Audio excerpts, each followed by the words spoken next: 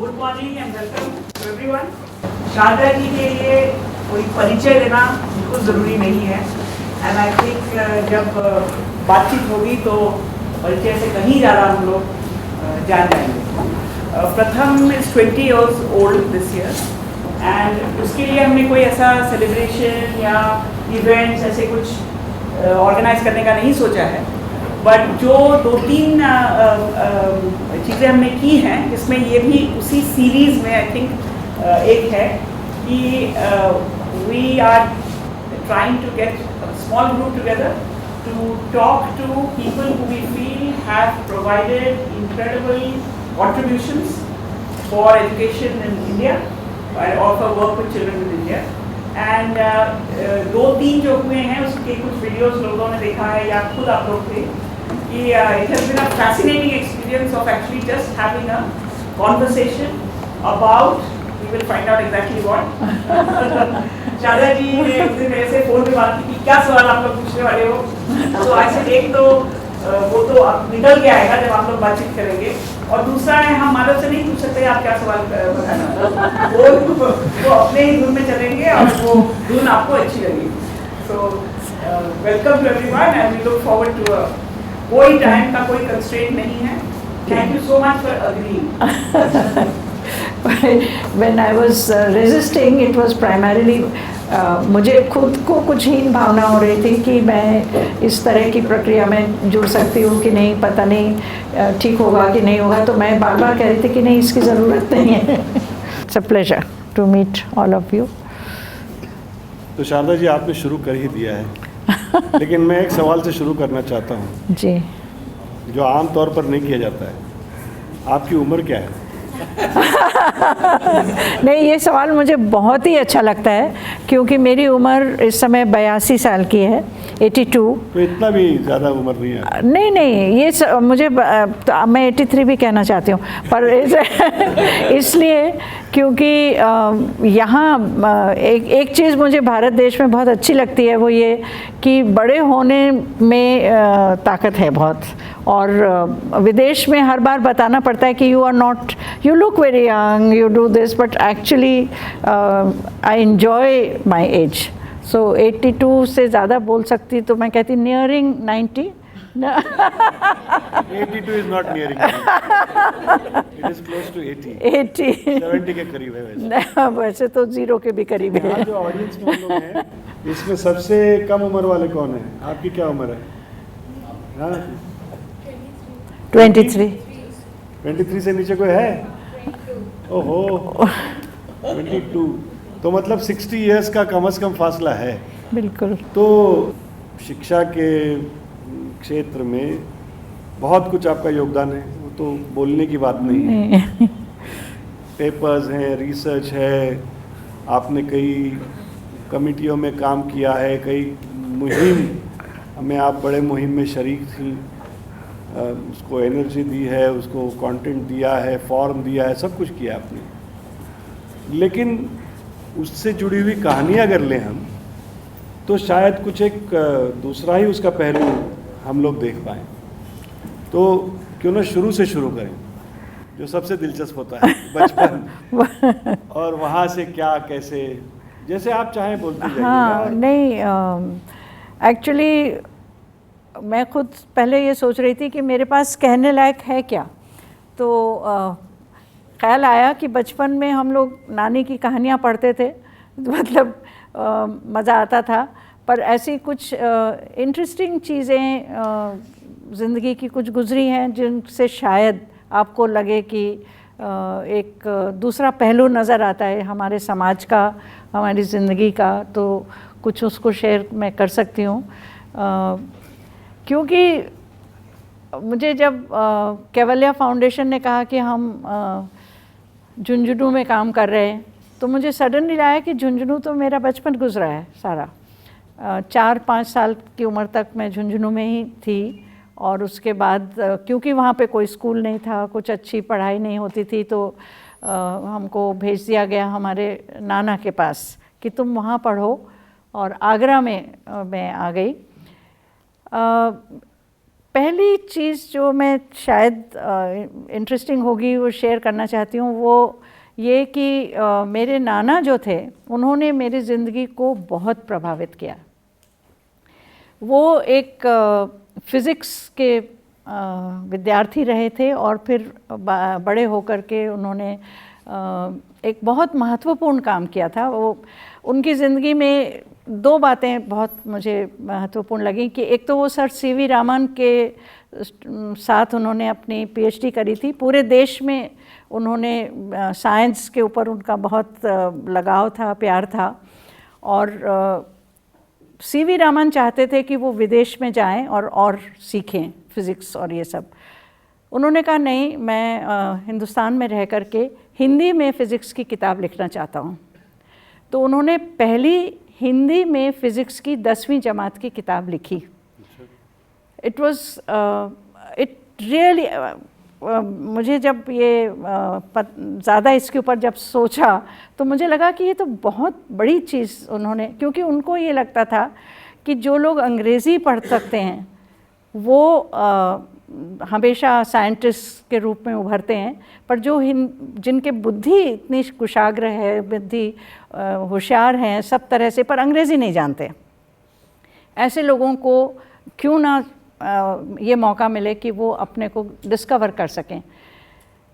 आपको क्योंकि आपको उम्र मेरी बताई दी है इन्होंने अच्छी तरह से, पर बताइए, मैंने पूछा। हाँ मगर इससे ज़ाहिर होता है कि मैं मुझे ये एक अपॉर्चुनिटी भी थी, ये मेरे लिए एक बहुत खुशकिस्मती थी कि मैं उस स्ट्रगल में थी जब भारत देश स्वतंत्र होने की कोशिश में था और स्वतंत्र हुआ, और बिल्कुल बचपन की जो घुट्टी है वो इंडिपेंडेंस स्ट्रगल में निकली, क्योंकि मेरे नाना बहुत ही बुनियादी रूप में ये मानते थे कि भारत को ऐसा क्यों गिना जाता है कि जो साइंस नहीं जानते, जो विद्या के दायरे में जो इनकी अपनी है उसको हमेशा पंडिताई के रूप में देख करके, और दकियानुसी क्या और भी कहते थे कुछ ऐसे बातें जो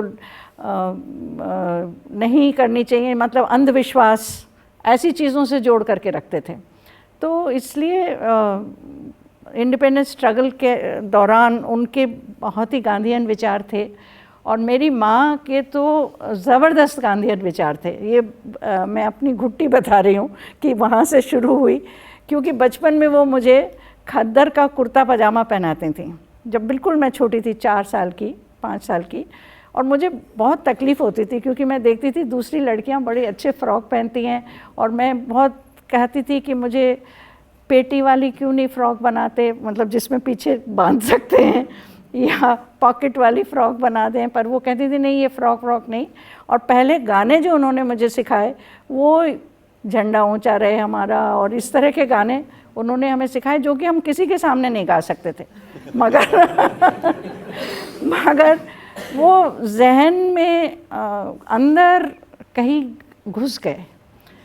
अभी चाइल्ड गो बैकवर्ड फॉरवर्ड स्विंग, आज की तारीख में अभी परसों ही मुझे कोई मिले, उन्होंने कहा कि how come you are still a compulsive optimist, and I said I don't know, I made that way. मेरी शायद ज़िंदगी इस तरह की गुजरी है कि मैं कितनी भी हालत नीचे आ जाए तभी भी ऐसा लगता है कि हम उठ सकते हैं, कितनी भी कोई जना आरोपित करे, अत्याचारी हो, पर फिर भी हम उठ सकते हैं। ये क्योंकि आपके अनुभव में जो चीज़ गुज़रती है वो आपकी रग में आ जाती है, खून में आ जाती है, आपका ब्लड सर्कुलेशन उसी तरह चलता है। तो मुझे लगा कंपल्सिव ऑप्टिमिस्ट कैसे बन गए, ऐसी दौरान में क्या हुआ ऐसा। कुछ छोटे छोटे अनुभव हैं, शायद आपको बताऊंगी। तो क्योंकि झुंझुनू में 4 साल निकले, फिर आगरा में निकले, ऐसी सामान्य से सामान्य स्तर के ज़िंदगी थी हमारी, सीमित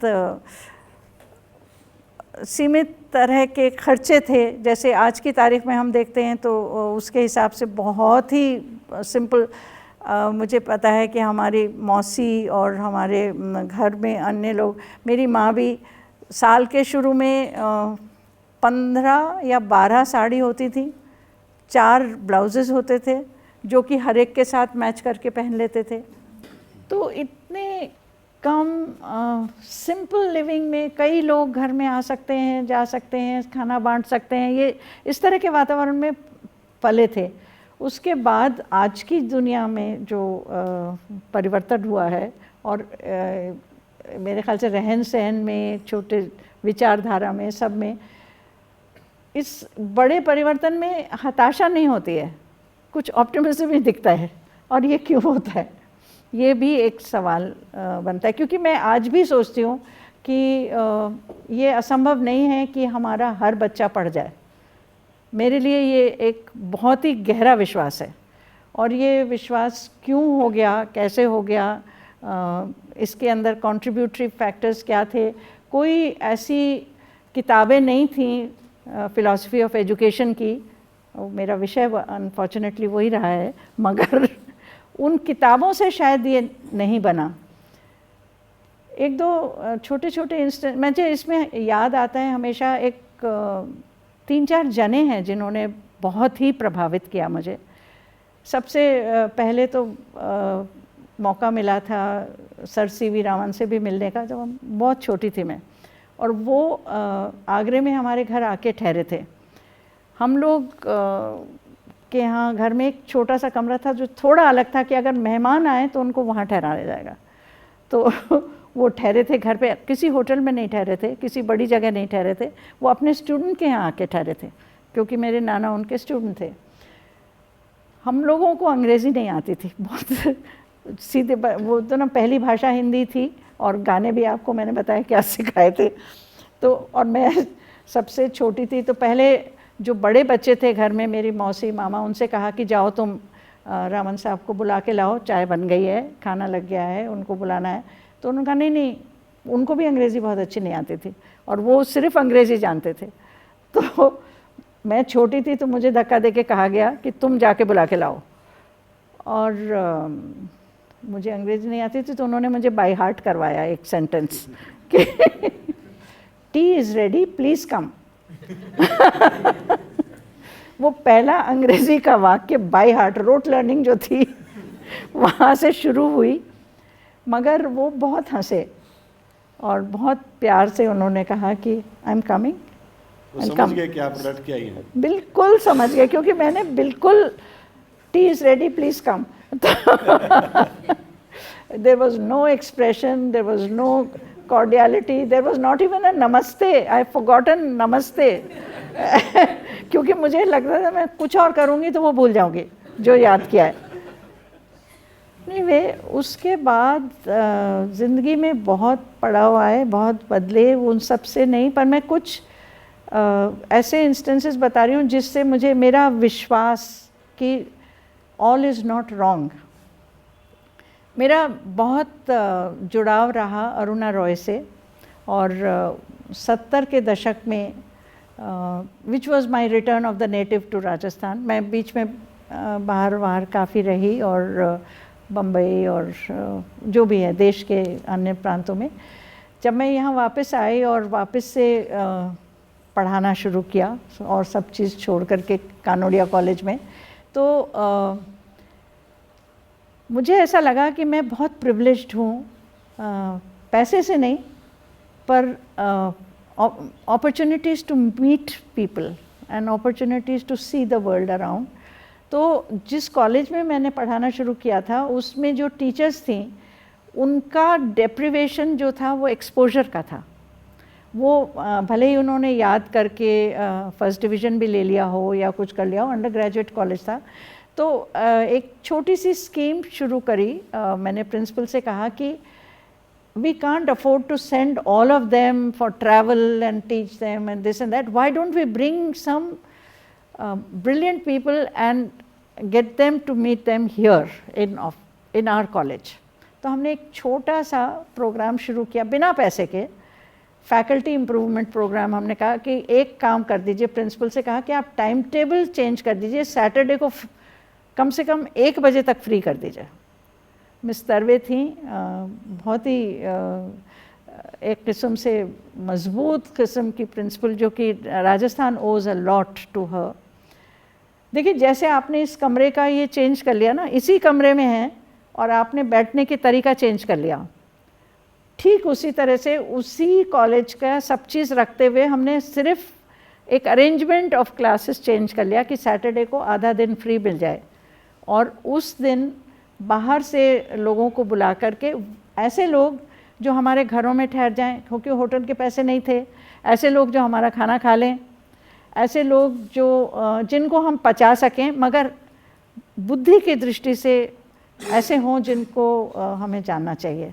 तो उसमें मैंने अरुणा रॉय को भी बुलाया था।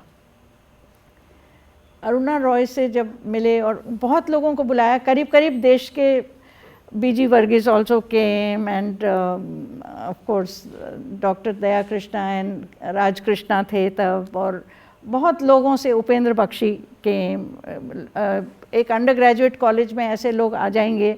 और होता ये था क्योंकि पैसे नहीं थे तो हम लोग डिवाइड कर लेते थे कि तुम 10 पराठे बना लेना, तुम 10 पराठे बना लेना, दो जने आलू की सब्ज़ी बना लेना, बांट के खा लेंगे। वो जो आते थे वो भी वही खा लेते थे, हम भी खा लेते थे, साथ बैठ लेते थे, और वो हमारे साथ पूरा दिन बिताते थे और अपनी बात कहते थे। कई बार 2 दिन बिताते थे।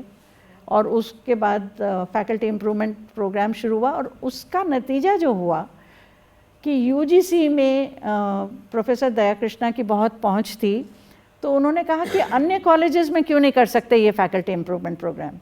तो उन्होंने अन्य कॉलेजेस को कहा कि आप जाके कानोडिया कॉलेज देखिए।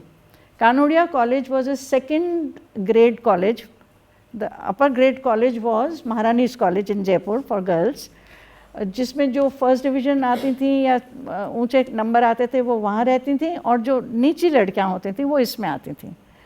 तो हमारा तो दर्जा नीचे ही था, मगर उस कॉलेज को देखने even from Tamil Nadu, even from Orissa, some of the principals were asked to come and see, और हमको कहा गया था कि आप क्लासेस लीजिए ताकि वो देखें कि कैसे क्लासेस, और फैकल्टी इम्प्रूवमेंट प्रोग्राम बताइए। उसका लबोलुआब ये हुआ कि यूजीसी ने बिना किसी राइडर के कहा कि इनके पास पैसे नहीं है, 2 लाख रुपए तो इनको दे ही दो कि ये काम और आगे चलाएं, और बाकी सबको कहा कि आप देखो, आप भी कर सकते हो। इसके बाद जो हुआ वो एक सैड टेल है, और वो आपको जानना चाहिए। वो जब 2 लाख रुपए आए तो एक मीटिंग हुई कि इन 2 लाख रुपए को कैसे खर्चा जाए। तो जब वो मीटिंग हुई तो उसके अंदर जो स्टाफ का और लोगों के जो आए नतीजे वो ये थे कि हमें एक तो फूड का अरेंजमेंट तो किसी न किसी से हमें मंगाना ही पड़ेगा, बाहर से तो करना ही पड़ेगा, तो कम से कम केटरर को इतने पैसे तो जाएंगे ही जाएंगे। 2-3 कबर्ड्स हमारे कॉलेज में ज़रूरत है, तो वो गॉडरेज के कबर्ड्स भी आ जाएं उसके अंदर, और साइक्लोस्टाइलिंग मशीन आ जाए ताकि ये जो बोलें तो उसको साइक्लोस्टाइल। पहले हम लोग नोट्स लिया करते थे अपने पेन से अपनी कॉपी में, और कोई ऐसा नहीं था। वो सब हो गया। फिर who should be in charge, तो by rotation people should be in charge of this organising this meeting. तो उसका सब्जेक्ट क्या होगा? शुरू में हमारे सब्जेक्ट थे technology and meaningful patterns of life, education and social responsibility, poverty, equality, justice. ये 3 तो थे जब मैंने इसको शुरू किया था, मगर उसके बाद जो सब्जेक्ट्स थे वो उन्होंने कहा कि कुछ अपने करिकुलम से मिलते हुए हों तो लड़कियों को इम्तहान में फ़ायदा आएगा। इसके आगे मैं कहानी कहना नहीं चाह रही हूँ आपको, बस it's too boring and too obvious. 1 minute, आप बड़े फ्लो में चल रही हैं, लेकिन आपने वो जो 70s के पहले वाला जो है एक 15-20 साल का आपने छोड़ दिया, ज़रा उसके बारे में जानना चाहते हैं। बहुत पुश कर रहे हैं आप मुझे। आप अगर नहीं बोलना चाहते तो कोई नहीं, बोलने में मुझे कोई आपत्ति नहीं है। क्योंकि वो एक इंटरेस्टिंग दौर रहा होगा, उससे कुछ सीखते, क्योंकि मैं अमेरिका जाके पढ़ के आया तो उसका मेरे ऊपर कुछ असर हुआ है।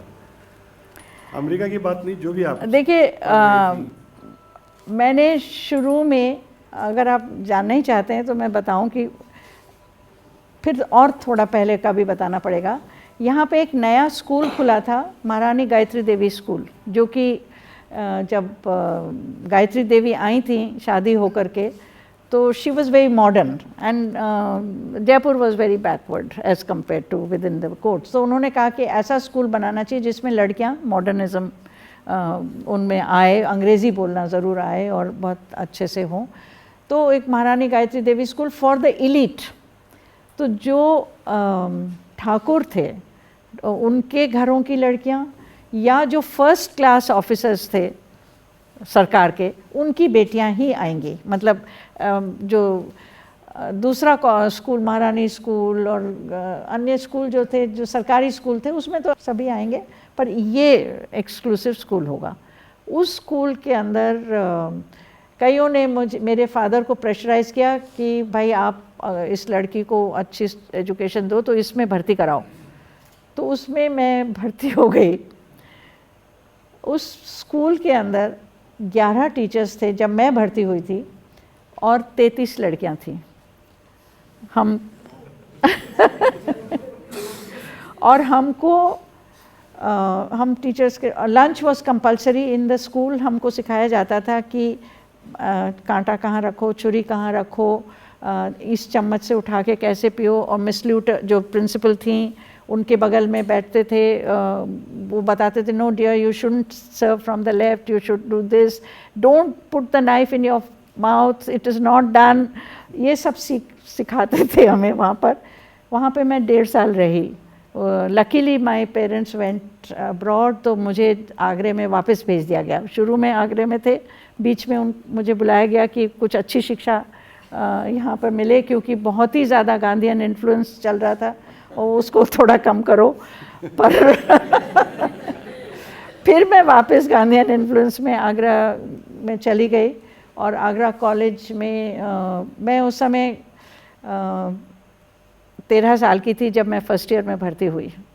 एक्चुअली वो कुछ exception, I didn't want to talk about all this, but anyway ये नहीं, पर वो उस कॉलेज में मतलब कम लड़कियां थी, 12-15 लड़कियां थी, बाकी लड़के थे। Agra college was not, but my grandfather was head of the physics department, और वहाँ वो इंसिस्ट करते थे तुम साइकिल पे जाओ, वहाँ पे पढ़ो, सबके साथ सीखो। तो हम जाते थे, लड़के कॉरिडोर में बैठे रहते थे, बादब्बा मुलायजा होशियार, बच्चे आ रहे हैं, बच्चे because I was this high 4 feet 10, because I was 13 years old. Anyway, वो एक्सपीरियंस भी बहुत इंटरेस्टिंग था। और उसके बाद I did my MA in philosophy. Actually गर्मी की छुट्टियाँ, ये बात मैं आपको बताना चाहती हूँ, उस ज़माने में टेलीविज़न नहीं था, कुछ नहीं था, सामान्य रहते थे। गर्मियों की छुट्टियों में तहखाने थे हमारे घर में, वहाँ पे हम चले जाते थे 10:30-11 बजे, क्योंकि आगरा में बहुत तेज़ गर्मी पड़ती है, तहखाने ठंडे होते हैं थोड़े। और तब से लेके 10:30 बजे खाना खा के नीचे चले जाते थे, और शाम को 4 बजे बाहर आते थे, क्योंकि तब तक सूरज की तपन कम हो जाती थी। उतने समय गर्मियों की छुट्टियों में आप क्या करोगे? तो किताबें पढ़ते थे या ताश खेलते थे। मैं ताश में बहुत कम इंटरेस्टेड थी, कुछ बच्चे हमारे मौसी मामा ताश भी खेलते थे, पर मैंने उस दौरान 2 किताबें पढ़ी। एक थी guide to philosophy bye C.M. जोड। दया जी ने बाद में कहा बहुत घटिया किताब है तुमने पढ़ी, पर एनीवे मुझे बहुत इन्फ्लुएंस हुआ। और एक बर्ट्रैंड रसल की किताब थी प्रॉब्लम्स ऑफ फिलॉसफी, बड़ी थिन पतली किताब। It really transferred me into another realm. मुझे ऐसा लगा कि ये सवाल तो मैंने कभी ज़िंदगी में सोचे ही नहीं कि ऐसे भी हो सकते हैं, मुझे फ़िलॉसफी पढ़ना है। एवरीबॉडी डिसोएडेड मी कि दिमाग ख़राब है, फ़िलॉसफी वाले क्या करते हैं, philosophy.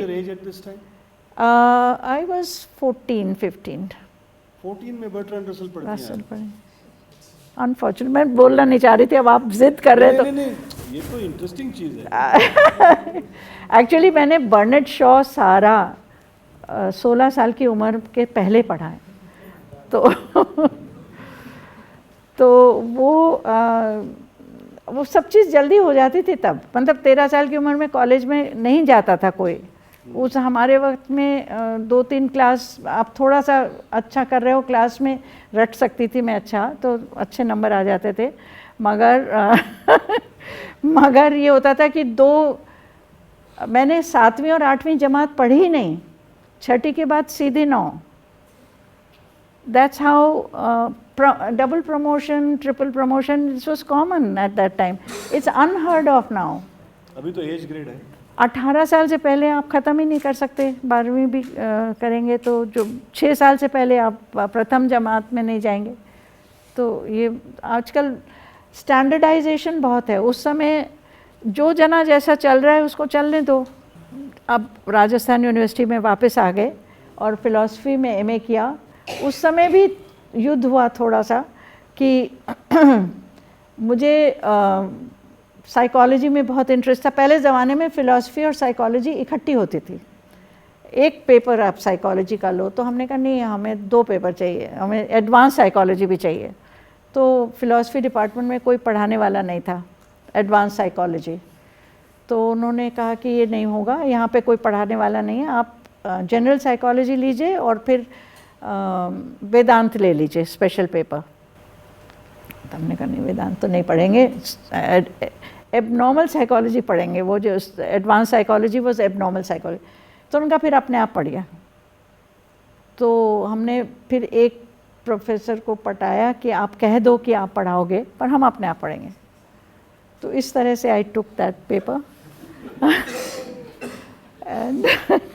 And I used to be petrified, क्योंकि उसमें triple personalities, dual personalities, alternative personalities, aberrations, ये सब होते थे। और एमए में कर रहे हो तो काफ़ी पढ़ना भी पड़ता था, मगर बहुत मज़ा आया। और वेदांत नहीं पढ़ा उस तरह से पर पढ़ा बाद में।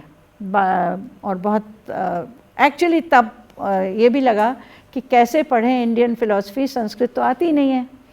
तो पंडित जी को मेरे पिताजी ने कहा कि एक पंडित जी को कहा कि इसको ज़रा ठीक से पढ़ा दीजिए, इसको बिल्कुल नहीं आती है। तो पंडित जी ने कहा कि भर्तृहरि शतक से आपको शुरू करेंगे।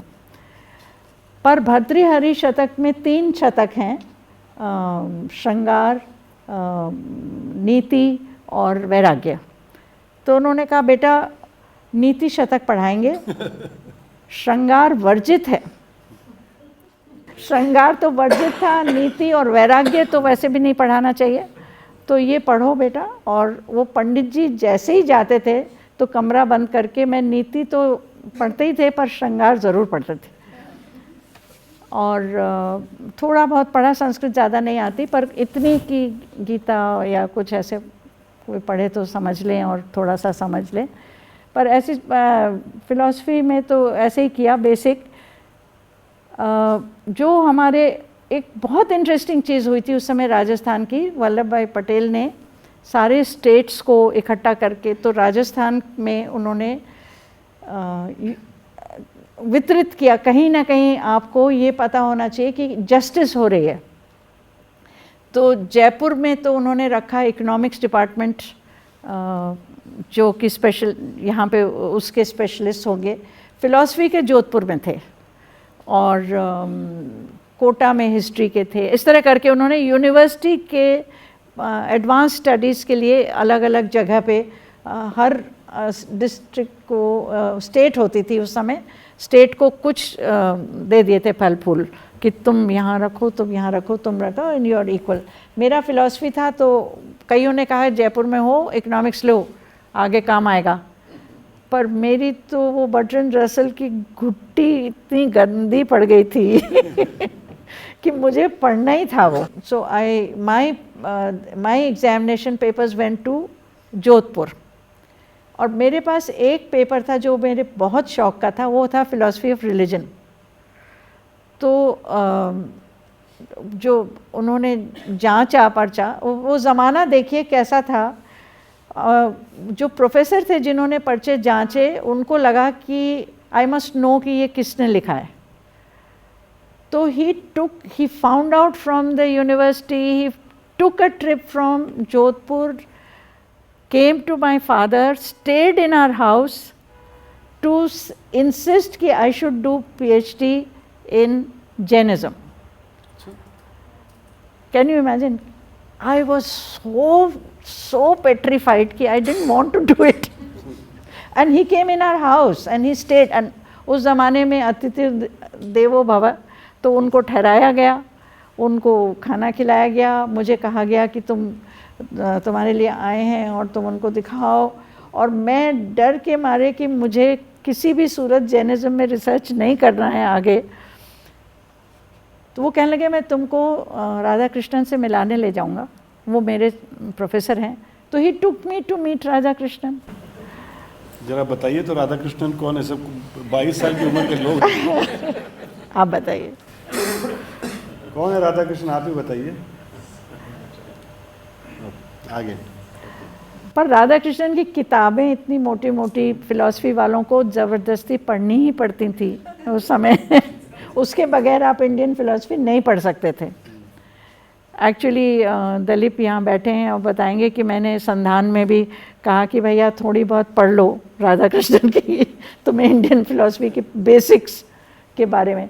बहरहाल ये सब करने के बाद in order to avoid my PhD in Jainism और वॉट एवर, क्योंकि मुझे नहीं करना था, I wanted to see the world और what ever.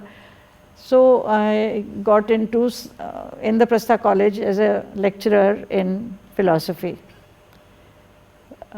But when I got married, उसी समय I met Surendra, who was my husband later on, and we decided that we'll get married, whatever.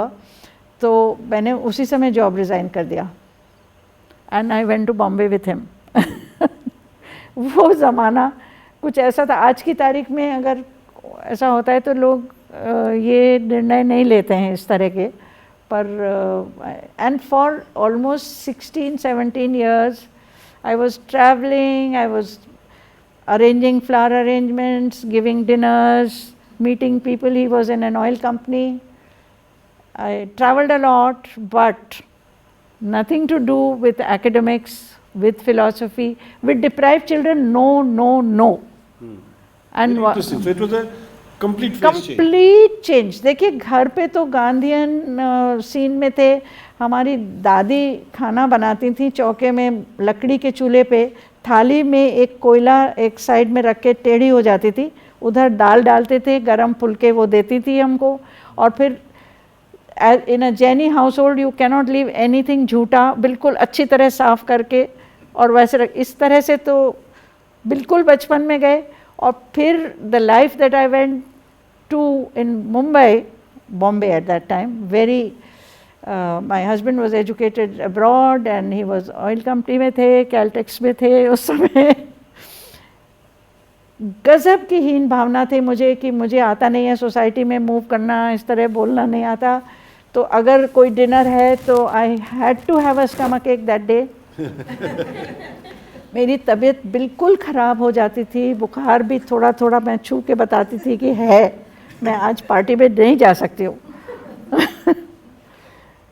उस तरह की लाइफ कई साल, 18 साल 16 साल, बहुत अच्छी चीज़ें भी हुई, बहुत अच्छे लोगों से भी मिले, मुंबई का एलीट सर्कल भी देखा। ये भी देखा कि मोरारजी देसाई ने जब एक किस्म से सब लोगों को सही करने की बात थी और प्रोहिबिशन था, तो जो डिनर होते थे जिसमें मैं बहुत तकलीफ़ से पर जाना था, तो पहले घरों में बुलाते थे, सबको परमिट होती थी लिकर की। when everybody had had enough of booze inside, then they went to a hotel for having a dinner. It was a totally different hemisphere from where I had moved. And then came another shift in major, I'll make it short क्योंकि फिर बहुत लंबा ये लोग भी दुखी हो जाएंगे। नहीं, दुखी नहीं है, दुखी हो रहा है भाई, अगर हो रहा है तो चुप बैठो। चुप तो बेचारे बैठे ही हैं, आप बैठे हो तो ये चुप ही दिलचस्प रहेंगे। दिलचस्प है ये कि ये ट्रांसफॉर्मेशंस होते हैं। To make the long story short, another big zoom came in my life in which there were 2 days when there was no food to eat in the house. I went through that spell also.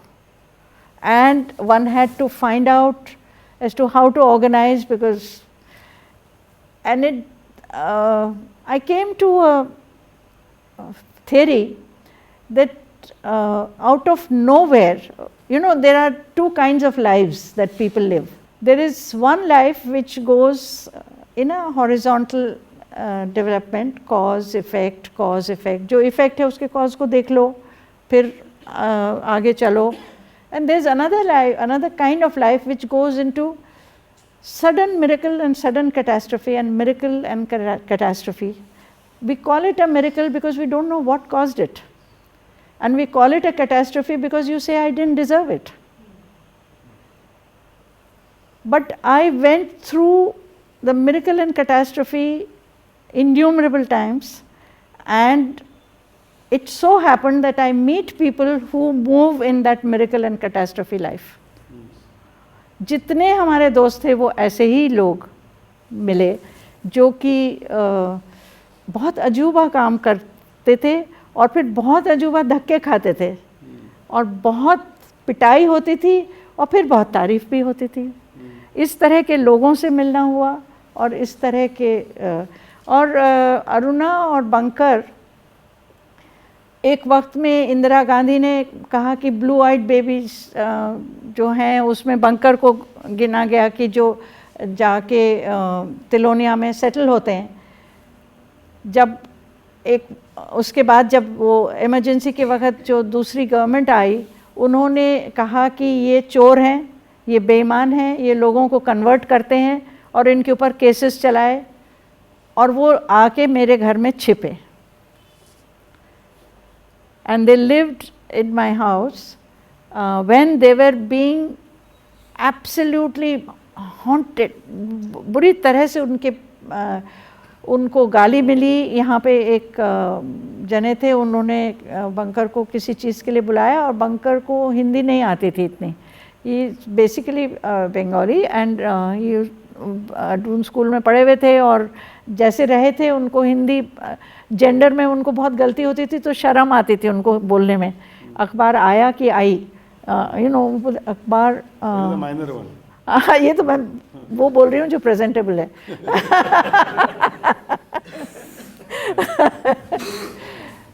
तो literally they were hounded.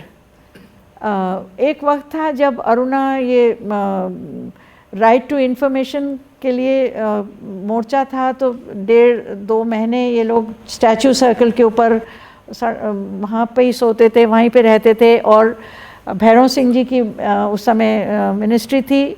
ML Mehta जो कि हमारे दोस्त भी हैं, ये भी हैं, उनका फ़ोन आया मेरे पास कि आप अपनी फ्रेंड से कहिए कि उठ जाएं वहाँ से, हम दे देंगे उनको, पर उठें पहले.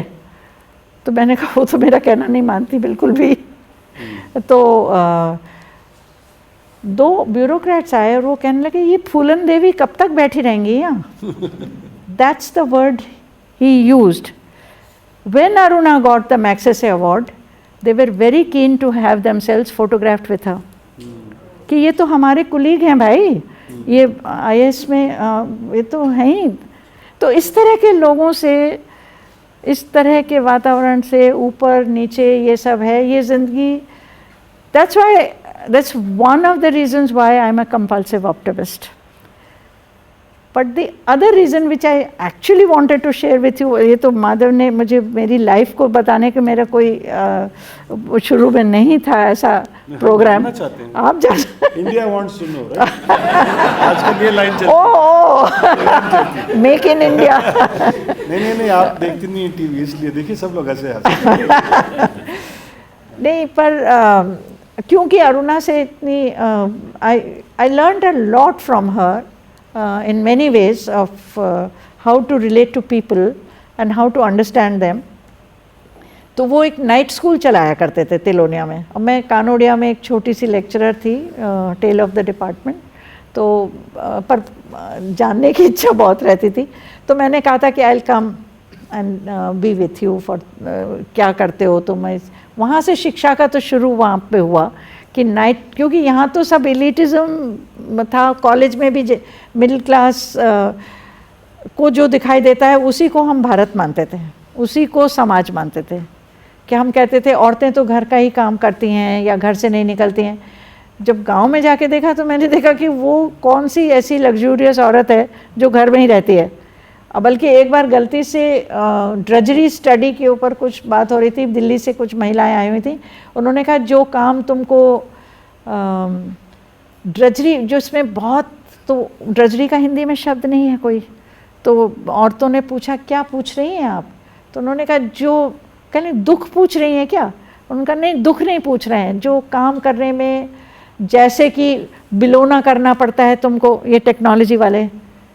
तो बोली वो तो बड़ा मज़ा आता है, हमको बिलोने, मेरी सास बिलोने नहीं देती क्योंकि मैं मक्खन वो मेरे हाथ में नहीं रखना चाहती। अगर बिलोना तो गिने चुने घरों में बिलोना होता है, हमें बिलोना मिल जाए तो इससे अच्छी और क्या बात है। तो पूरा वर्ल्ड व्यू ही चेंज हो जाता है जब उधर से देखना शुरू होता है। तो ये अरुणा के साथ थोड़ा मैंने सीखा, और हर बार मेरी आंखें चौड़ी होती थी जब ये कुछ इस तरह के वाक्य निकलते। बल्कि एक जगह पे मुझे याद है कि एक महिलाओं का ग्रुप था जिनको हेल्थ ट्रेनिंग दी जा रही थी कि वो स्वस्थ रहें, वो महिलाओं को ज़्यादा ही दी जाती है काफ़ी, और पुरुषों को भी देनी चाहिए, पर एनीवे वो औरतों के लिए था, क्योंकि ऐसा लगता था कि ये बच्चे बहुत जन्मते हैं, उससे देश में बहुत मुसीबत है, जब तक कि इनको ठीक नहीं करोगे तब तक नहीं होगा। तो कुछ आए हुए थे बाहर से, प्रबुद्ध डॉक्टर्स थे, और वो उनको बता रहे थे कि reproductive system and how to whatever. तो 2-3 गांव की औरतें थी, मैं पीछे बैठी थी क्योंकि सुन रही थी मैं भी, तो वो लेटी हुई थी। वो क्या होता है, बहुत देर बैठ नहीं सकती गांव की औरतें, अगर आप उनको बहुत देर बिठा के लेक्चर दो तो वो बड़ी दुखी हो जाती हैं, तो वो पैर पसार लेती हैं, देर लेट जाती हैं। तो मैंने उससे कहा कि तुम सुनो ध्यान से वो क्या बता रही हैं, तुमको मौका नहीं मिलेगा, अच्छी तरह सुनो। तो मेरी तरफ मुड़ के उसने कहा, बहन जी ये टीबी क्या होती है।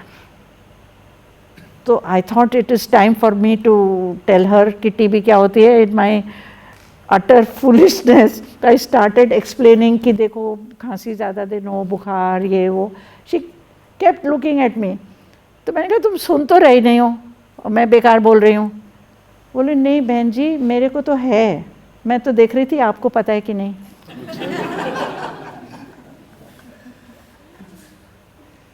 Now this, I'm just giving you the stories which transformed me.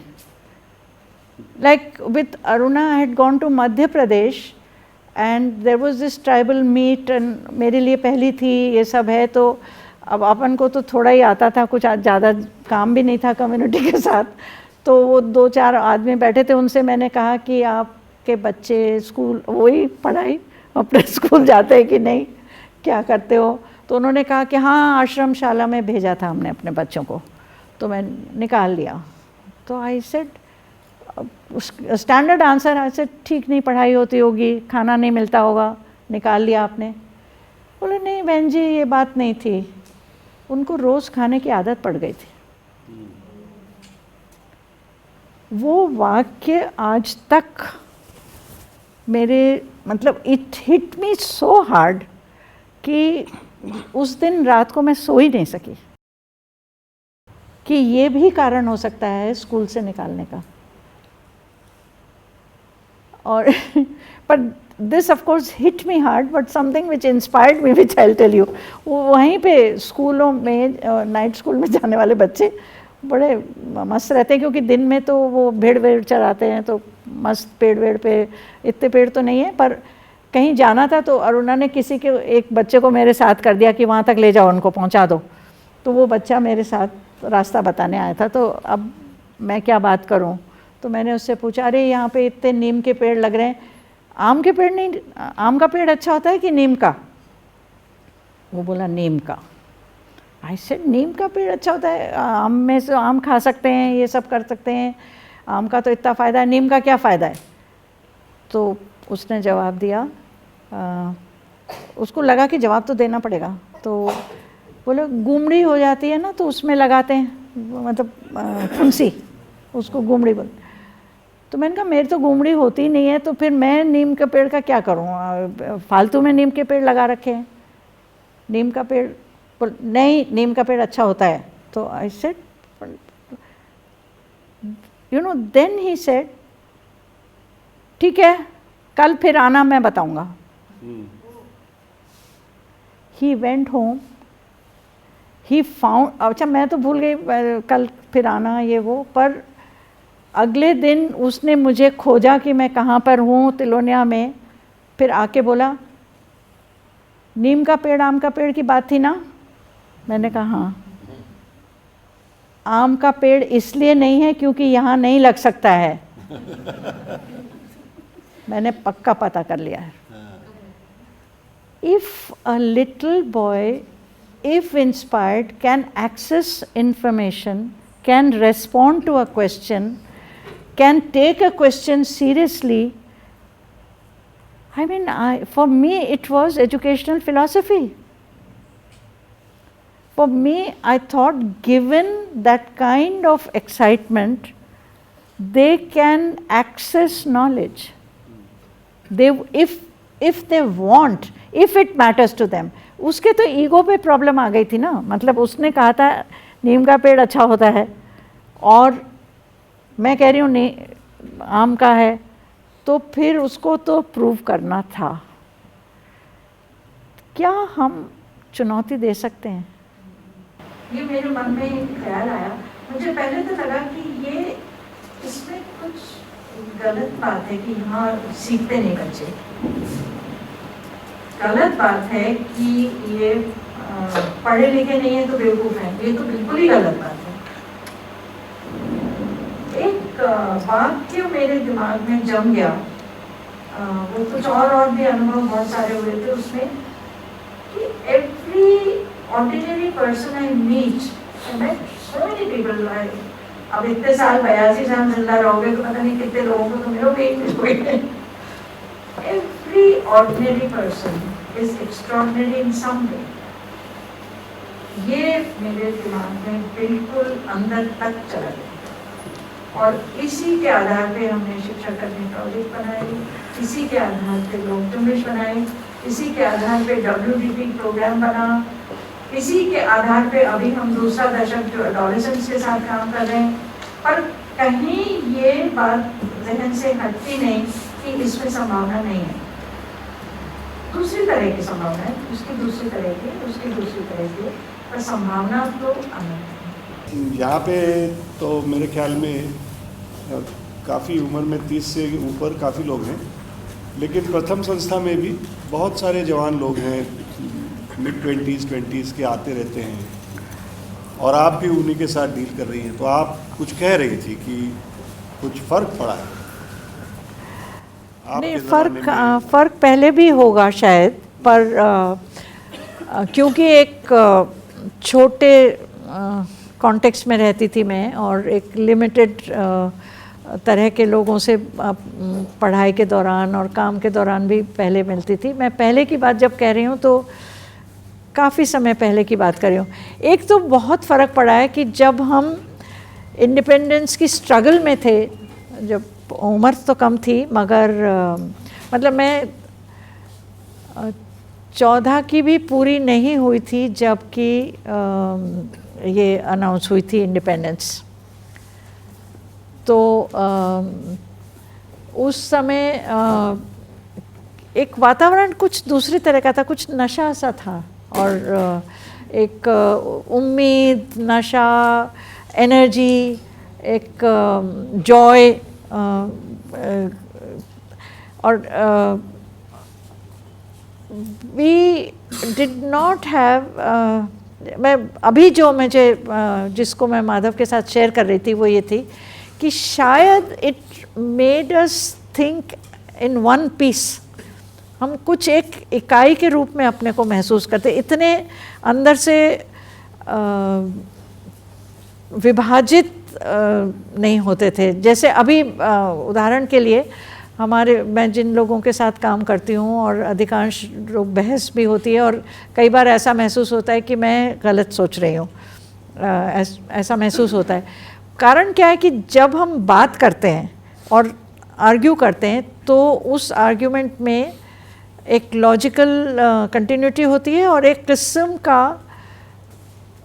I wouldn't say politically correct but theoretically correct statements आते हैं सारे, थियोरेटिकली सभी करेक्ट स्टेटमेंट्स आते हैं, पर जब उनका कोई एक कॉन्क्रीट डिसीजन मेकिंग होती है वो किसी और हेमिस्फीयर से निकलती है। ऐसा मुझे महसूस होता है। आई डोंट नो आपको होता है क्या कभी? मुझे बहुत बार, आपको शायद अनुभव होगा इस तरह का, जो बात मैं कह रही हूँ, is it making sense to you? Because it may not make sense to you if you have not gone through that experience. मैं अक्सर करके इनको थ्योरी ऑफ मीनिंग सिखाती हूँ कि देखो भाई, अर्थ तो तभी निकलते हैं जब उससे कहीं ना कहीं कोई अनुभव जुड़ा हुआ है, उस शब्द से उसका भावचित्र कुछ बनता है तुम्हारे। तो अगर ये मेरा अनुभव इसलिए है क्योंकि एक उम्र का दौरान मुझे कुछ फ़र्क चीज़ लगती है और आज के लोग, पर एक बात मैं ज़रूर कहूँगी कि जब हम लोग एक ज़िंदगी से जुड़ाव करने की शिक्षा के बारे में बात करते हैं, जिसको जीवन कौशल के नाम से कहा जाता है, लाइफ स्किल्स कहा जाता है, तो सबसे पहला इशू जो निकलता है वो है टेंशन। जिससे भी पूछो, चाहे महिलाएं हैं, लड़कियां हैं, कुछ हैं, हम एडोलेसेंट से बात करते हैं, तो क्या प्रॉब्लम है साहब? बहुत टेंशन है। टेंशन मत लो, ये अक्सर करके लोग कहते हैं टेंशन मत लीजिए, जैसे कोई बाजार से खरीद के लाते हैं हम टेंशन। ऐसा तो नहीं होता। At that time we may have had anger, we may have had joy, हमें आदत पड़ी हुई थी, या तो हम खुश होते थे या नाराज़ होते थे या उत्साहित होते थे या कुछ भी होते थे, पर ऐसे विरोधी इच्छाओं के बीच में फंसे हुए नहीं महसूस करते थे। ये जो विरोधी इच्छाओं में फंसे हुए महसूस होने में इतनी एनर्जी अंदर एब्सॉर्ब हो जाती है, इतनी कट जाती है कि बहुत जल्दी थक जाते हैं। जब बहुत जल्दी थक जाते हैं तो कहते हैं कि नथिंग कैन बी डन। पुराने ज़माने से इस तरह के ट्रेनिंग में, कैपेसिटी बिल्डिंग में आपने बहुत काम किया है। I want to give a different twist. आप चाहे तो उस पर बोले, चाहे दूसरे किसी पर बोले। मेरे दिमाग में ये आ रहा है, और पहले से इसको कहा जाता था, कुछ हाफ ह्यूमर में कहा जाता था, लेकिन आजकल मुझे ऐसा लग रहा है कि school is the biggest obstacle in education. और इसकी वजह इमारत नहीं है, टीचर नहीं है, उसके वो जो आगे चल के जो होना है, ये जो आप अभी जो बोल रही थी कि मुझे आगे कुछ करना है, वो करने का मेरा रास्ता शिक्षा है, और वो शिक्षा मेरे करिकुलम है, और मुझे वो साइंस, फिज़िक्स, मैथ और बाकी सारे सब्जेक्ट ये पढ़ने हैं, और उसमें मैं ठीक करूँगा तो मेरी शिक्षा पूरी हो जाएगी और मैं कुछ बनूँगा। I think this is coming in the way of education एक तरह से, और दूसरी तरह से ऐसा हो रहा है कि जो जिस लिए करिकुलम बनाए थे, जो दिमाग में रख के शायद करिकुलम एक ज़माने में बनाए थे या सिलेबस बनाए थे, टेक्स्ट बुक बने हैं, जब पढ़ना चाहिए एज ग्रेड में ये बनाया गया है, लेकिन आज बाहर की ज़िंदगी जो है वो मांगती नहीं है, वो दूसरा ही कुछ मांग रही है। कुछ मांग रहा है। तो how do we reconcile this? Absolutely. इसको तोड़ना चाहिए, तो ये कैसे टूटेगा? I am also an optimist. नहीं, you are definitely, otherwise you wouldn't be sitting here. ये सब आयोजन आप करेंगे ही नहीं अगर आपके अंदर से ये विश्वास नहीं होगा कि it's meaningful in some form और द अदर। देखिए, एक काफ़ी समय पहले एक पर्चा मुझे बाध्य किया गया कि आप पर्चा लिखें न्यूपा की तरफ से कि शिक्षा के ऊपर कई पर्चे आ रहे हैं, तो उन्होंने कहा कि ये तो हो ही नहीं सकता, आपको तो लिखना ही लिखना पड़ेगा। तो चिल्ड्रन वर्क एंड एजुकेशन के ऊपर, और ख़ास तौर से एक बड़ा धूम ये भी थी कि चाइल्ड लेबर और कई चीज़ों के ऊपर ये था कि हमें ऐसा पर्चा लिखना चाहिए जो कि बताए कि गलत है ये सब चीज़ें।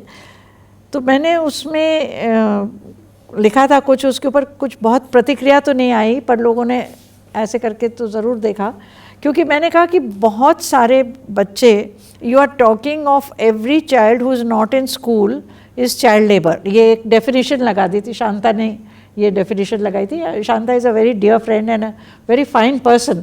तो मुझे ये वाक्य बहुत गलत लग रहा था कि ये हमारा एक प्राथमिक वाक्य नहीं हो सकता। तो मैंने कहा था but there are many children in school who are child labour. The school is making them into some kind of a laboring activity which takes away the childhood from that child. तो वो उसके ऊपर कुछ चर्चा नहीं हुई, उनको लगा कि ये कोई बात करने के लायक नहीं है, नहीं तो ये कहीं और उलझ जाएगी. I'll take your point earlier. I feel that the entire agenda for education has to be revisited completely. ये काफ़ी मैं तो बहुत खुशी से और आराम से आपके सामने ये बात कर रही हूँ, और मेरे लिए संभव इसलिए है क्योंकि anyhow I have been taken out of most of the committees. अगर आप किसी सरकारी कमेटी में हैं तो यहाँ से मत शुरू करिएगा, ये मेरी राय है आपको. और सरकारी कमेटी में रहना ज़रूरी है क्योंकि हम, सरकार हमारी है. अब हम विदेशियों को तो इनविटेशन नहीं देंगे कि आप आके हमको गवर्न करो, हमें आता नहीं है गवर्न करना, तो हमें सरकार को तो अपनाना ही पड़ेगा हर हालत. पर कैसे करेंगे वो एक अलग मसला है.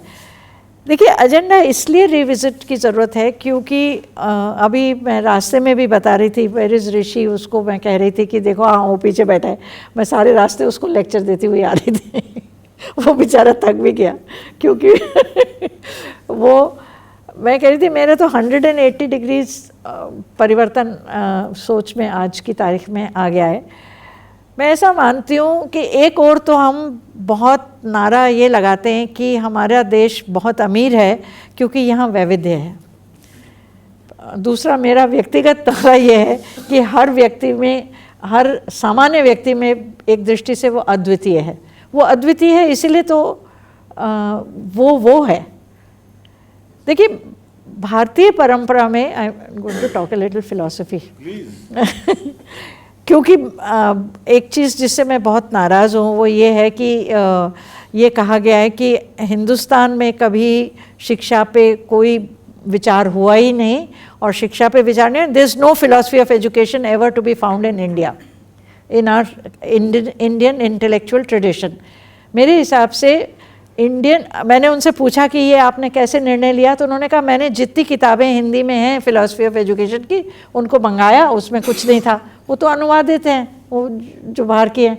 तो फिलॉसफी ऑफ एजुकेशन की किताब में आपको फिलॉसफी मिलेगी, ये गलत फहमी कहाँ से हो गई आपको? उसको तो कहीं और ढूंढना पड़ेगा ना. ढूंढना पड़ेगा कि शिक्षा होती कैसे थी और उसके पीछे भावना क्या थी. देखिए, हमारे देश में एक चीज़ जिसका बहुत प्रयोग गलत तरीके से हुआ है वो है इक्वालिटी शब्द का. एक दृष्टि से हम सब बराबर हैं क्योंकि एक से ही हैं. हम सबको माँ बाप चाहिए पैदा होने के लिए, हम सबको खाना चाहिए बड़े होने के लिए, हम सबको सुरक्षा चाहिए ज़िंदा रहने के लिए, हम सबको प्यार चाहिए ज़िंदगी में रस लेने के लिए, हम सबको कहीं ना कहीं आनंद चाहिए या मनोरंजन चाहिए. मतलब ये एक कॉमनैलिटी, और उसमें हम एक ही हैं सबको. We are not equal, we are the same at one level. At another level we are, each one is different. Each one, वही आँख नाक कान हो करके भी कोई भी दो एक नहीं है. एक ही माँ बाप के, एक ही वातावरण में, एक ही जगह के पड़े हुए, एक ही हेरिडिटी के, एक ही एनवायरनमेंट के. दो ही बताते हैं ना, हेरिडिटी एंड एनवायरनमेंट. वही एनवायरनमेंट है, वही हेरिडिटी है, बिल्कुल दो अलग जने हैं, वैविध्य है. तो हमारे भारतीय दार्शनिक परंपरा में दो शब्दों, दो प्रत्ययों का बहुत प्रयोग है. और वो है अनेकत्व या एकत्व। पर बराबरी जहाँ पे है वहाँ पे स्टैग्नेशन है। जैसे ही बराबर आ जाते हैं वहाँ पे स्टैग्नेशन है, वहाँ पे परिवर्तन। इवन एवोल्यूशनरी जो थ्योरी है हमारी, उसमें सत्व रजस तमस 3 गुण हैं, मगर उसमें परमानेंटली कोई ऊपर है कोई नीचे है कोई ये है, तो एवोल्यूशन चल रहा है। जैसे ही आपने पहचाना कि ये सब इस तरह हो रहा है, वहाँ पे स्टैग्नेशन है, एक ही चीज़ है। तो पहली चीज़ जो मुझे समझ में आई वो ये कि अगर आप में एक यूनिकनेस है, वही आपको एक किस्म से उत्साह देता है जीने का। जो वायलेंस है या जिस किस्म से let me talk about my pre occupation about violence जो नज़र आती है, violence is another side of the coin for frustration. जहाँ फ्रस्ट्रेशन है उसका ही दूसरा पहलू है वायलेंस। फ्रस्ट्रेशन क्यों होता है?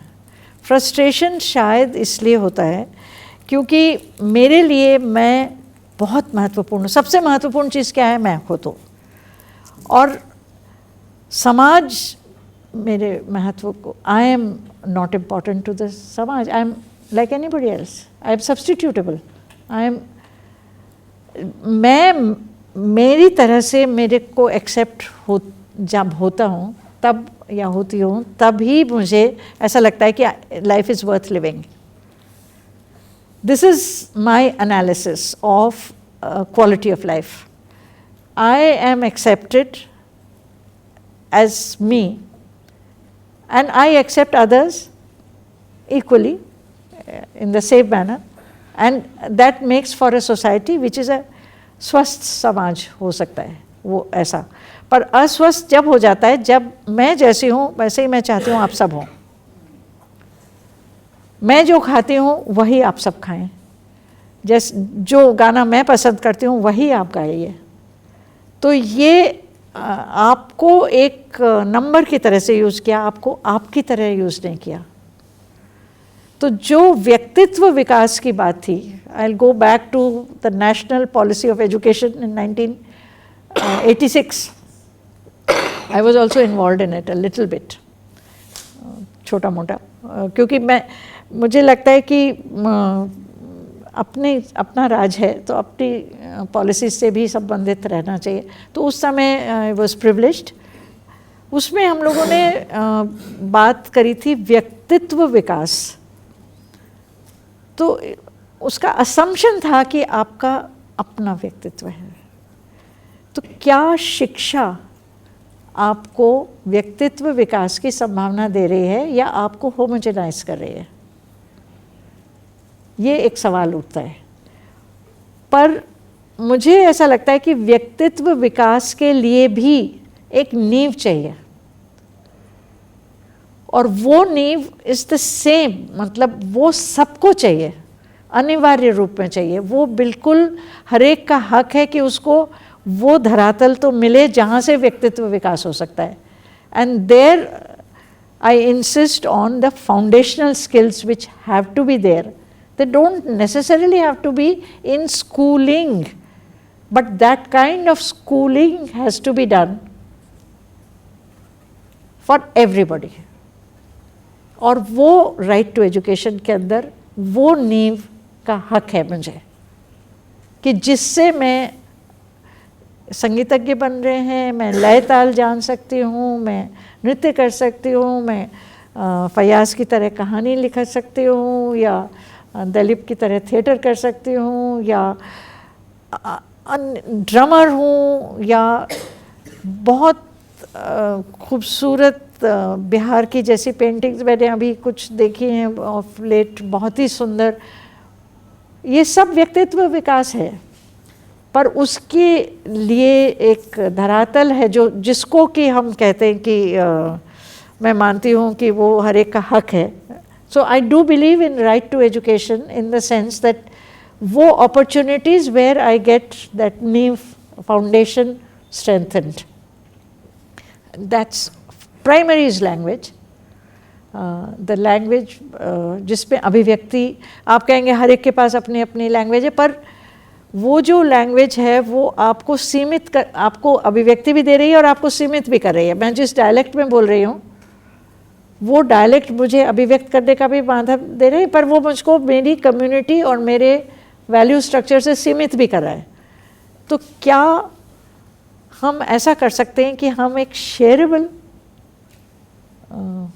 मोर लिबरल फाउंडेशन फॉर अभिव्यक्ति दे सकते हैं, विच इज़ स्किल्स। सीधी सीधी बात, skills in language. I am not saying skills के माने जो मैं करती हूँ, जो प्रयोग में आता है, जब तक कि वो चीज़ व्यवहार में नहीं आई वो स्किल नहीं बनी। तो क्या किस्म के स्किल्स? लैंग्वेज स्किल्स का अर्थ मैं बुनियादी, I am sticking to my foundational skills. And बुनियादी स्किल ये है कि मैं depending on how big my horizon is, but minimally the horizon in which the country in which I live or the state in which I live or whatever, मुझे पढ़ना आना चाहिए, मुझे लिखना आना चाहिए, जो पढ़ा है उसको समझ के अपना रिस्पॉन्स देने का अभ्यास आना चाहिए, और क्या रिस्पॉन्स में दूँगी वो ओपन है, पर to be able to respond it, ये सब अवसर और अभ्यास मुझे मिले तो ये कौशल बनता है। भाषा का कौशल और गणित का कौशल, जो अगेन द बेसिक ऑपरेशंस का कौशल मेरी नींव बन सकता है व्यक्तित्व विकास की अनंत संभावनाओं के लिए, विभिन्न संभावनाओं के लिए। और वो उसको मैं कहूँगी कि शिक्षा का प्रसार उस तरह होता है ऐसे कि अगर ये बुनियादी फाउंडेशनल स्किल्स अगर मिल भी गए तो ये जो आगे वाला जो विकास होना है मेरा, उसके लिए अगर मुझे मौका ही नहीं मिलता है तो देखिए, पहली बात तो ये कि आज की तारीख में बहुत सारे आयाम बंद होते जा रहे हैं, बहुत सारे खुलते जा रहे हैं कंटिन्यूसली। तो दैट काइंड ऑफ स्पेशलाइजेशन कि मैंने मेरी माँ के पास एक साड़ी होती थी जिसको रंगा गया था, कहाँ से, जोधपुर के किसी जगह से रंगाई हुई थी, जिसमें एक तरफ से मलमल की साड़ी थी जिसमें एक तरफ से एक रंग दिख रहा था और दूसरी तरफ दूसरा रंग दिख रहा था। मतलब हाईली स्किल्ड, एक हुनर की भी पराकाष्ठा कि मलमल की साड़ी में, जिसको हम कहते हैं कि एक साइड से ये रंग दिख रहा है और दूसरा वो कैसे मिलाया होगा, कैसे किया होगा, और वो बहुत ही प्रेशस स्किल थी। अगर उसका कोई जना उसमें स्पेशलाइज कर रहा है तो उसके पास डाइवर्सिफिकेशन के संभावनाएं बहुत कम हैं। मतलब इट्स फोकस्ड ऑन, अगर वो उसकी टेक्निक सीख रहा है तो, पर अगर उसका ज्ञान ले रहा है तो डाइवर्सिफिकेशन की संभावना बहुत है। ज्ञान और टेक्निक में अंतर है। ज्ञान में the why of the thing is also visible and technique में द हाउ ऑफ द। तो हमारे पहले जो समाज चलता था उसमें टेक्निक्स ट्रांसफ़र होती थी और कुछ विचक्षण लोग में ज्ञान होता था और बाकी लोग कर लेते थे वैसा। पर ये एग्जैक्टली ऐसे क्यों होता है उसके बारे में वो उनके गुरु जानते थे। व्हाटएवर, मुझे ऐसा लगता है कि हमारे पास अगर फाउंडेशनल स्किल्स हैं तो to be able to access, see I am a great believer in the positive contribution of technology जो अभी है आज के समाज में, to be able to access knowledge of what I want to do, or I may not want to, I want to explore and decide what I want to do. ये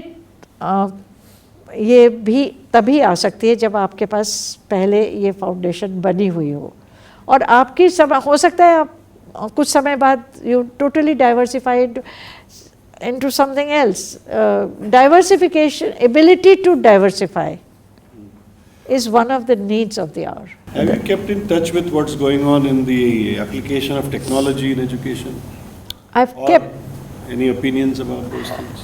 no, I feel that I've kept partly, I'm not really an expert in it, but I've kept partly, but I feel that substituting the teacher completely by technological inputs in your learning is not a very happy situation. It has to be teacher plus.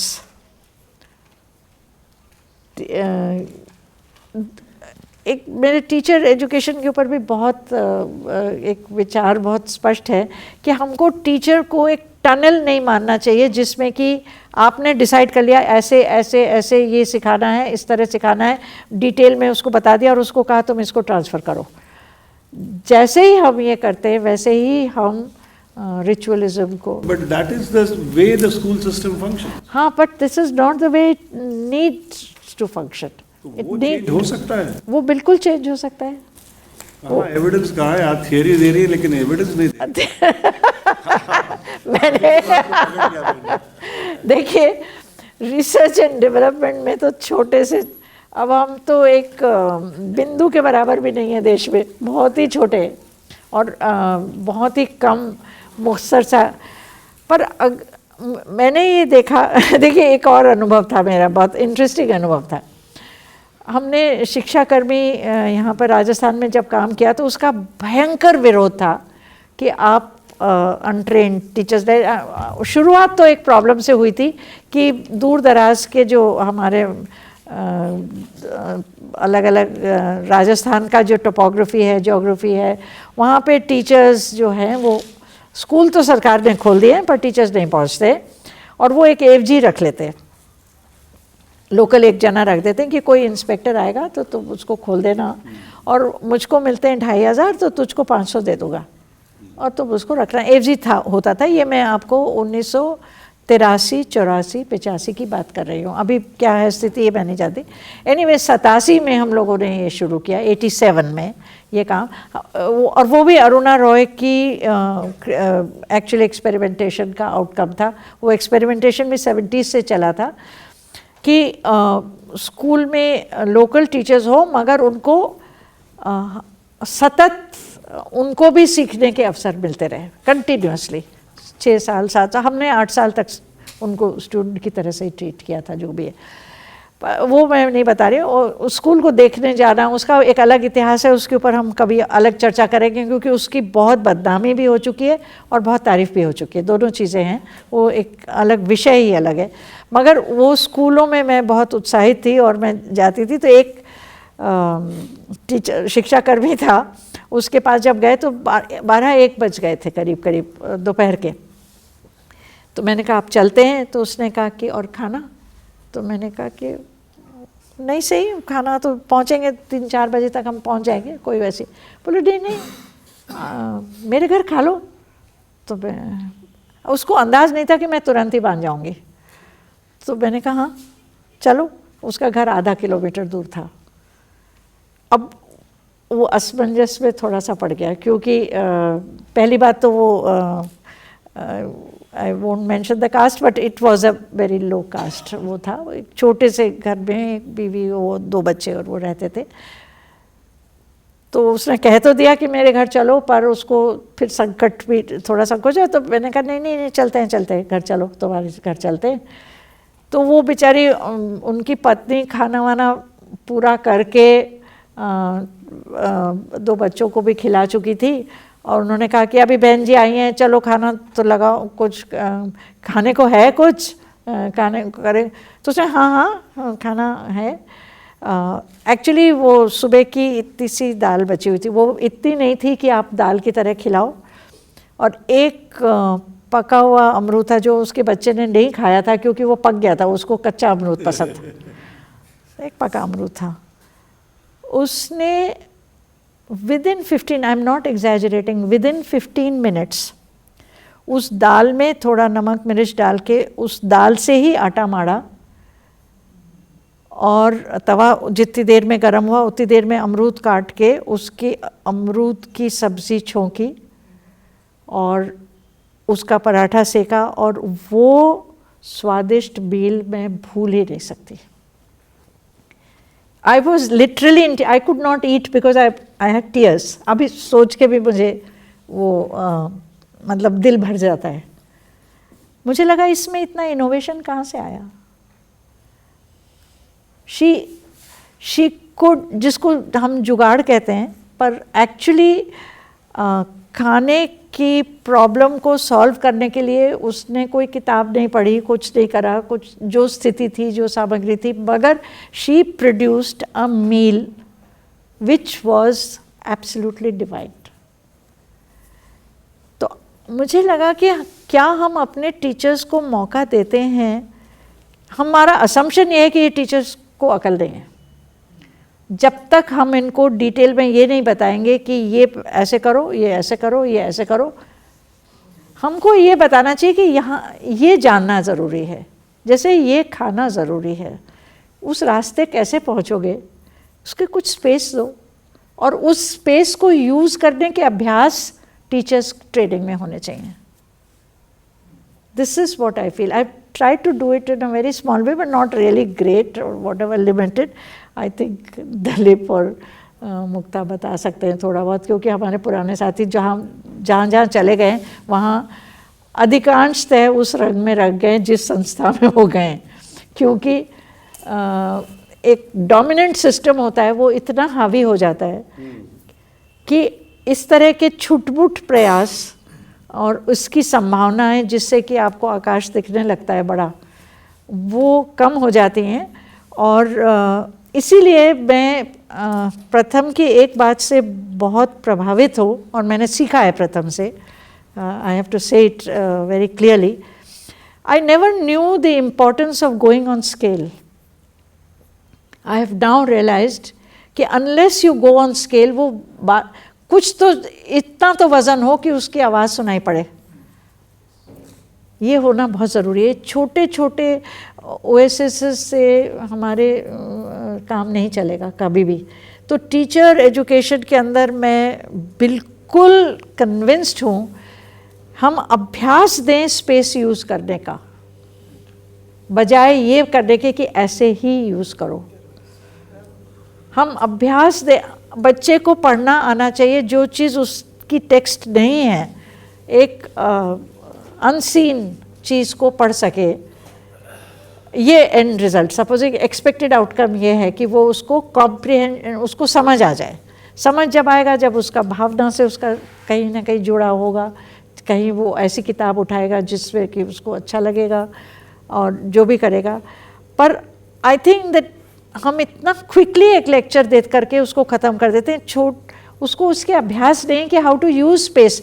माँ बाप ने घर पे spaces नहीं दी सोचने की, बड़े हुए तो परिवार में नहीं स्पेसेस मिली, निर्णय ले लिए जाते हैं, तरीका ऐसे ही करा जाएगा, अब वहाँ पे इसी तरह बैठा जाएगा, यही किया जाएगा। तो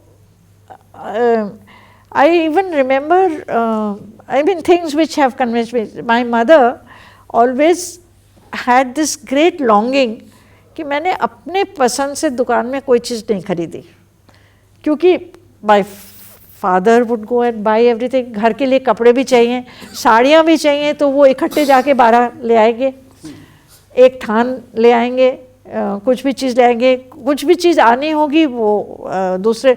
माँ को कहाँ टाइम था कि वो बाज़ार में जा कर के वो खुद अपनी पसंद से कोई चीज़ बाज़ार जाने का तो सवाल ही नहीं था उनका खुद का।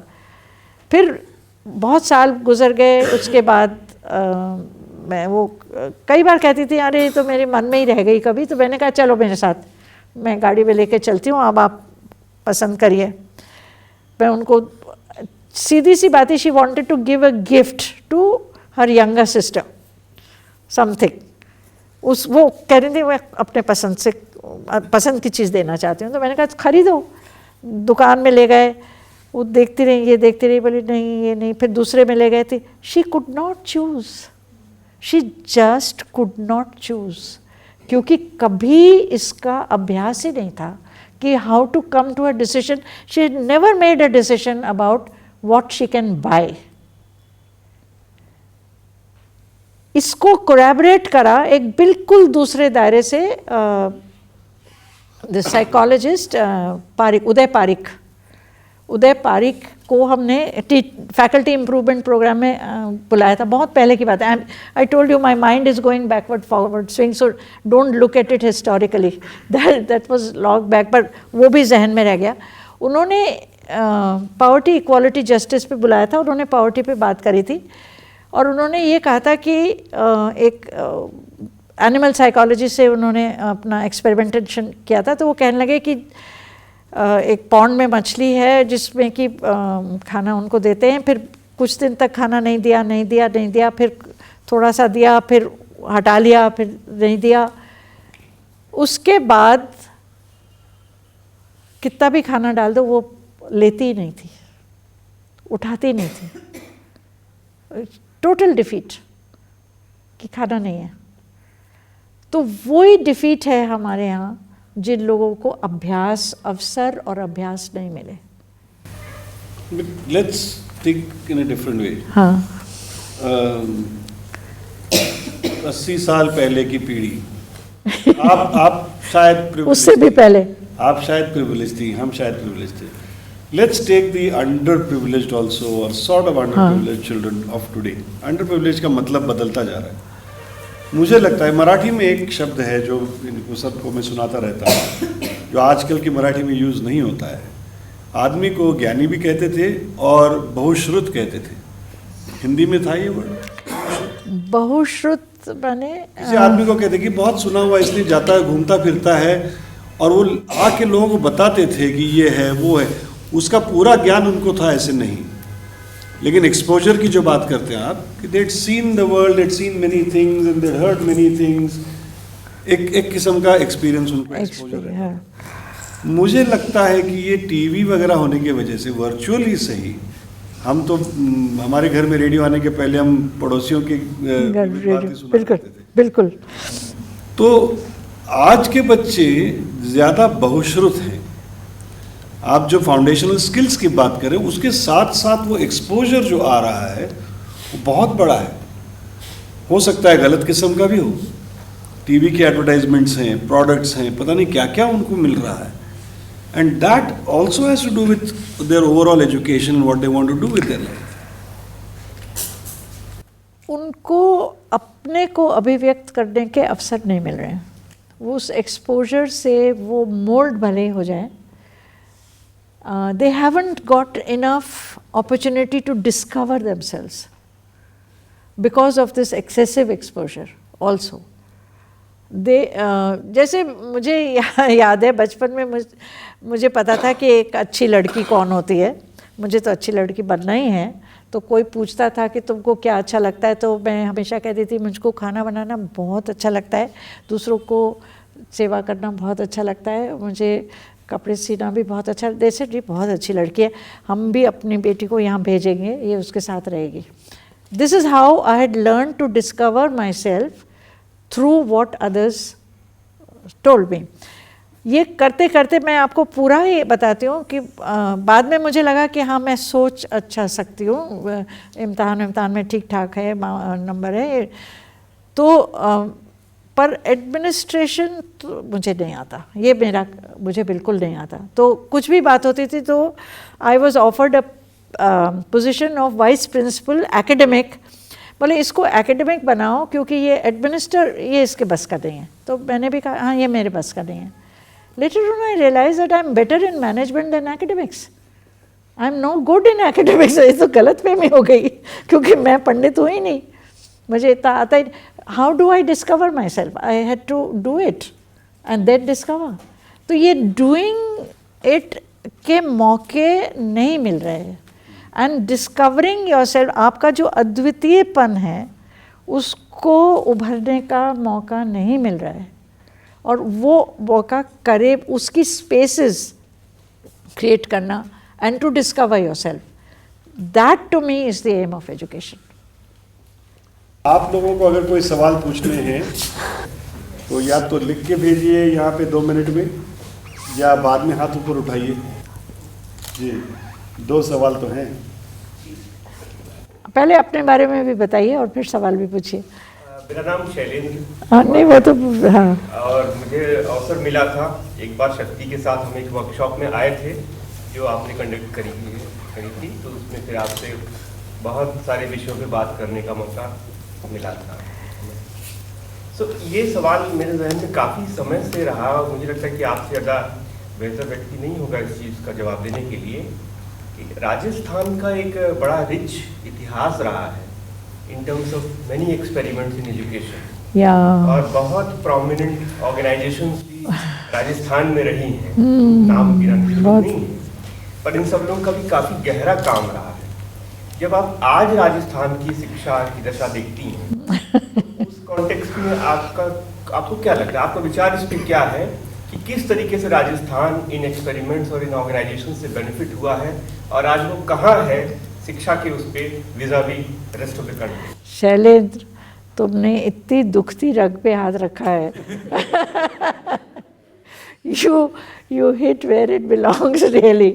बहुत ही सुंदर सवाल है आपका और बहुत बहुत ही गहरा सवाल है जो कि मैं अब जो मेरा अपना व्यक्तिगत एजेंडा है, now that I am parting with many of my administrative responsibilities and whatever, is to write on this, and thank you for bringing it here, but it is a very very important question जिसके implications भी बहुत है। हमको ये देखना पड़ेगा, मैं बहुत ही मुख्तसर में इसका जवाब देना चाहती हूँ क्योंकि बहुत पोटेंट सवाल है और बहुत बढ़िया सवाल है और इसको सस्ते में नहीं छोड़ना चाहिए। सवाल बना रहे, this question can not be killed, it's a live question. पर इस क्वेश्चन के पीछे एक क्वेश्चन है, तो मैं वो रेज करूँगी। I think that may help. यहाँ पे एक बहुत इंटरेस्टिंग चीज़ हुई है राजस्थान में। वो ये हुई है कि we've had visionary bureaucrats, some of them, and visionary thinkers also. We have had Komalda, जिनका जितना कम बताया जाए वो, मतलब जितना भी बताया जाए वो कम है, जो बहुत सारे, मैं नाम एक दो का तो गिनना ही नहीं चाहती। उन्होंने, हमें ये देखना पड़ेगा कि किसी चीज़ को विजन करना, उसको शुरुआत करना और उसके आधार पे स्थिति में तस्वीर बदले, वो उस लेवल तक ले जाना, इन दोनों में क्या वही स्किल्स इसमें भी काम आती हैं या इसके लिए दूसरे स्किल्स चाहिए?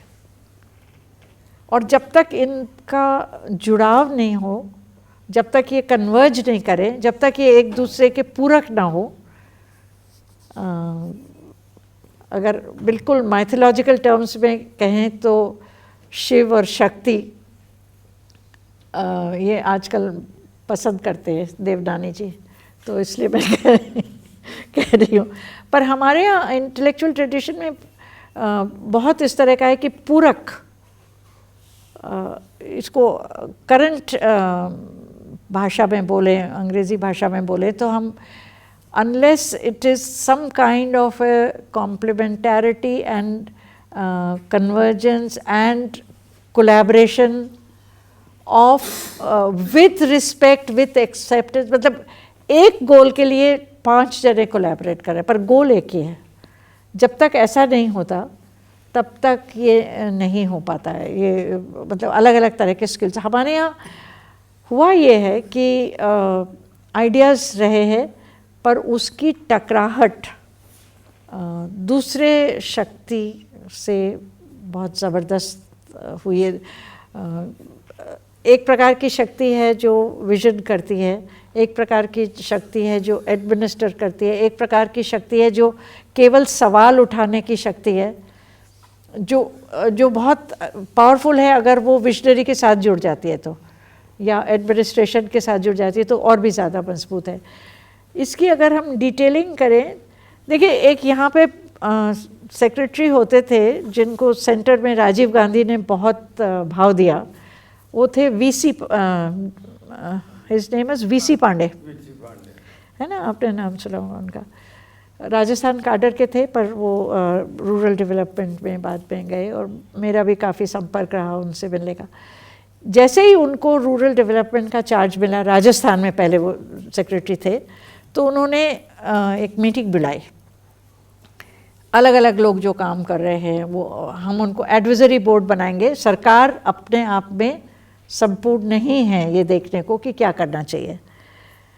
एक उन्होंने अपने रूम में एक बड़ा वो लगा रखा था, it wasn't a soft board, I think it was something, जिसे कहते हैं ना नारे लगा देते हैं तो वो खुद भी बड़े साहित्यिक आदमी थे, पोइट्री भी लिखते थे, उन्होंने 10-12 किताबें मुझे भी दी थी, बहुत ब्रिलियंट मैन।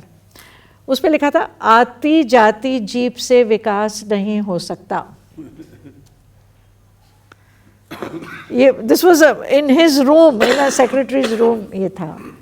और वो जब दिल्ली में गए और सती का केस पे राजस्थान के अंदर बहुत बड़ा हम लोगों का एक मूवमेंट हुआ था सती पे, और राजीव गांधी पे उस समय बोफोर्स का केस चला हुआ था बहुत।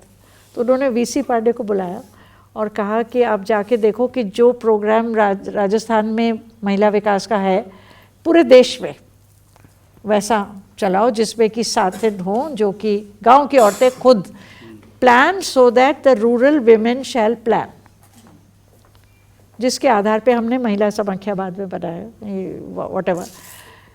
वो उस समय उन्होंने, वीसी पांडे ने कहा 5 सेक्रेटरीज ऑफ सेंट्रल गवर्नमेंट के, they should descend to Jaipur to find out how we should run a program for women in which all women rise to this kind of a thing। ये बड़ा एक वो थी, एक vision था WDP का छोटा सा, जिसमें कि अनिल बोडिया कहते थे कि चलेगा तो नहीं पर अगर चल गया तो कुछ गजब हो जाएगा। ये हमेशा वाक्य वो यही बोला करते थे, होगा तो नहीं पर अगर हो गया तो गजब हो जाएगा। और काफ़ी कुछ हो जाता था और फिर वो गजब नीचे आ जाता था। तो ये कंटिन्यू, तो 5 secretaries were told by Rajiv Gandhi, अगर राजीव गांधी कहते तो आना ही पड़ेगा, should come to Rajasthan and understand how to plan. और बल्कि मैंने वीसी पांडे को चिट्ठी भी लिखी थी, मेरे वर्ड्स उस समय ये थे कि please ask them to descend softly on the soils of Rajasthan. Total failure हुआ।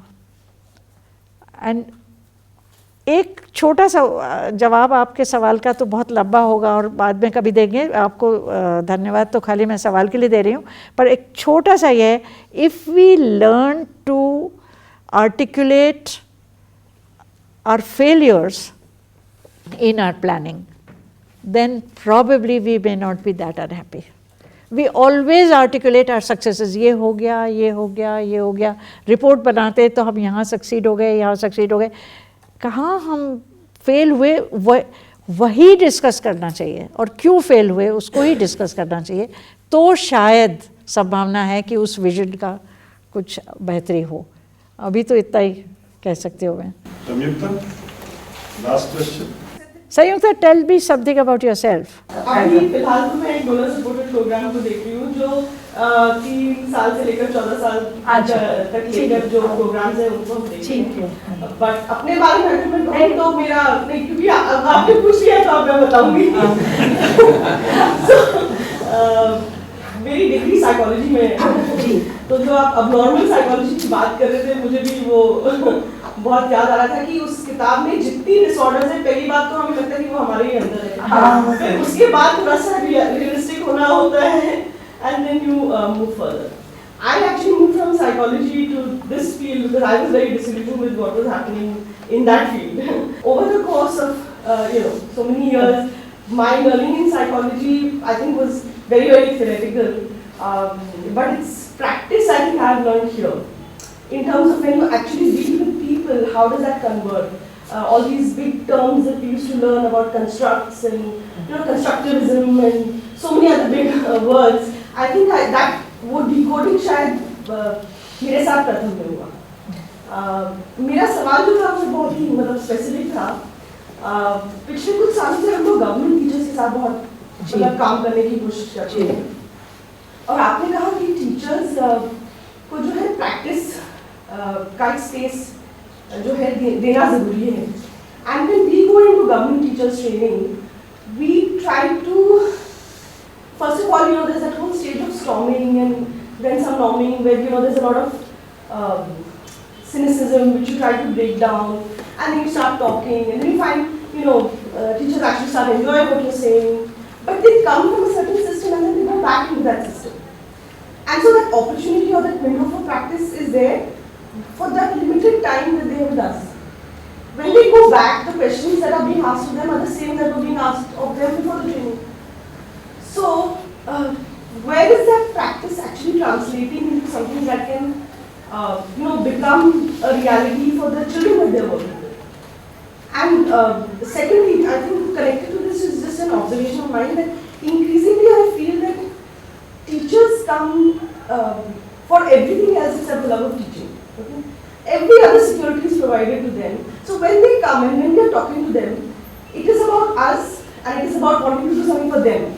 There is never a we. Okay? So that the teachers are, increasingly that gap between the teachers who are teaching and the children that they are trying to reach out to, at least in the government school setup, is increasing and will continue to increase. Because our educational qualification कहीं और रखते हो, teachers को जो perks मिलते हैं वो monetary होते हैं, and it is for their own motivation. It is not for the system. So this window of practice, this window of exposure, where does that actually translate into this big system? It's a very, very, very pertinent question, and actually this is exactly the area where we are working. I mean, इसी सवाल को लेकर के हम लोग काम कर रहे हैं। एक बहुत ही मुख्तसर सा जवाब मैं दे सकती हूँ आपको। दो चीज़ें, दो दिशाएं हैं। पहला तो ये कि इंसुलेटेड ट्रेनिंग्स जो होती हैं, जो यथार्थ से हट कर के होती हैं। पहली बात तो यथार्थ भी बहुत भिन्न भिन्न प्रकार का होता है।